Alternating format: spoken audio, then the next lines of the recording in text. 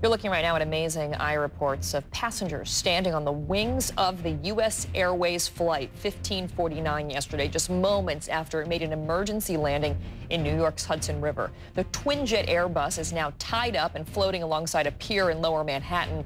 NTSB is going to be starting the investigation today, and it's tied up just a few miles from where it went down. Thousands of New Yorkers witnessed this, but so far the only video that surfaced of the plane in the air in the moments before this crash was captured by a local TV crew in the Bronx. And joining me now is the reporter who shot that, New York One reporter Dean Meminger. Thanks so much for being with us this morning. Thank you. Tell us how you captured this, first of all. Explain where you were and what made you realize this is not right, I need to start filming.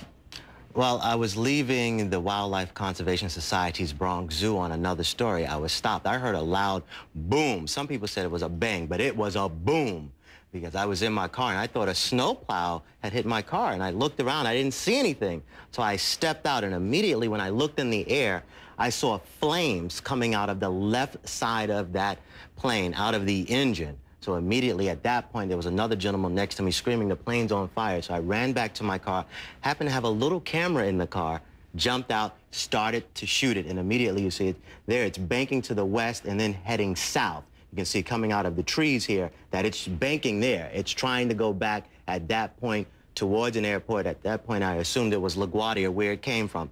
And I says, wow, hopefully they make it back. And within a minute from that point, it was already in the Hudson River, and people responded so quickly to help them out. And from the Bronx, a minute or two after it took off, we knew there was a problem. On the ground, we heard the boom, and we saw the fire coming from the engine. So somebody who's covered New York as a reporter for some 16 years, what did you think the outcome was going to be, as you knew that this plane was desperately trying to get back?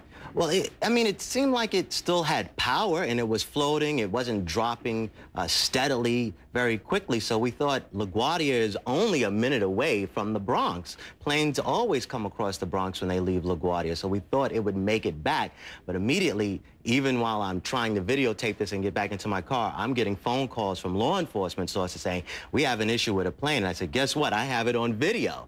And then within minutes, I heard people were already getting off of the plane on radio reports I was listening to. I said, wait, I just shot this 5 minutes ago. That was the shocking part. And as we're looking at video right now, I mean, just talk a little bit about the how amazing it was. It went down in the Hudson River. This is a very, very busy waterway. Not only do you have people taking the ferry back and forth to New Jersey and into Manhattan, but also the cruise ships, the pleasure boats, and they all converge in a matter of minutes to help rescue these people. Well, hats off to the people who work for New York Waterways and the Circle Line. These are tour boats and ferry boats.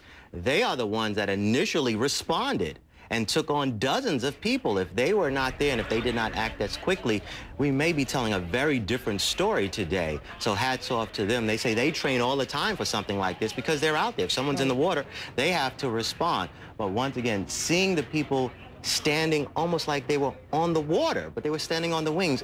I was doing a story that day. After a minute outside in the cold in New York City, we were like, let's go back inside. Can you imagine standing in that water, 20 degrees outside, 40 degrees in that water? Those passengers were very brave as well. And do you think it's an overstatement to call it the miracle on the Hudson? No way, because if I was on that plane, I would be calling it a miracle as well. Well, it's wonderful that you were able to be in the right place at the right time and get that video. Dean Meminger, New York One reporter, thanks so much for joining us this morning. Thank you.